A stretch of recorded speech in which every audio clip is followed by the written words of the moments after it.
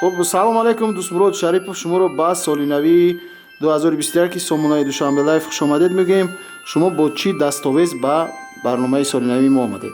سلام خدا با کلی هموطنان و کلی مردم تاجیک و فارس زبانای روی دنیا میرسونم. همه وقت سربلند باشند، صد ساله باشند و گفت خودم خنده در لبانشون سخرانی باشه و غم و اندوه دلشون دارید باشه. البته دستاویز ما چیه؟ فقط شوخی‌های نمکین و حج و لطیفه‌ها و سرودهای شوخی آمیز. البته من خواستم که در سال 2021 یک تا سرودی کجا میری دختره که همسایه خون چیست برای شما؟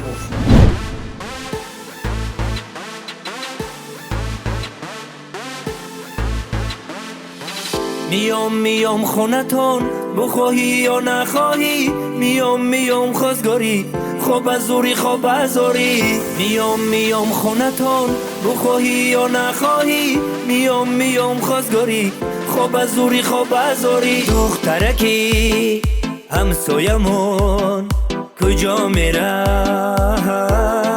پیشم بیمون درد دل من با تو بگم I love you با من بیمون دخترکی همسایمون کجا میره